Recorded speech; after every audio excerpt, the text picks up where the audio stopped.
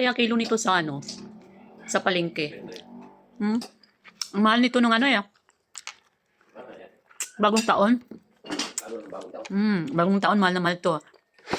Alam niyo mga guys, yung tirahan ng anak ko, may puno doon ng chiko. Tamis, gatas. Tapos, nanguha yung mister ko doon. Ilaw pa nung kinuha niya. Siguro mga 2 kilo yung nakuha niya. Mayroon lang na inog sabay-sabay. Ang tamis, amoy alak. Ba't kaya chiko? Pag kinain mo amoy alak, ba't biglang nagkailaw? Biglang nagliwanag. Tamis? Libre yan. Tanong, libre. Araw ng Martes ngayon. January 12. January 13.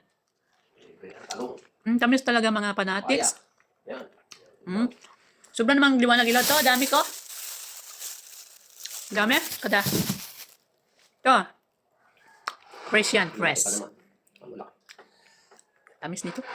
Tumutulo abang binibiak ko. Diabetes. Buti. Uy, wala naman akong diabetes.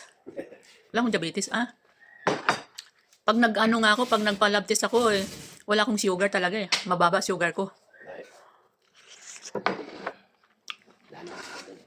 Ang mataas sa akin, cholesterol. Pero bukod doon, lahat ay mababa. Kulang ako sa calcium, kulang ako sa potassium, kulang ako sa sugar. Ang cholesterol ang mataas sa akin. Ang cholesterol.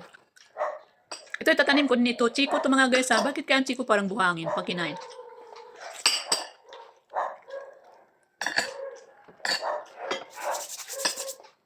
Yun.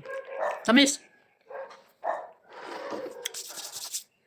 Bye-bye.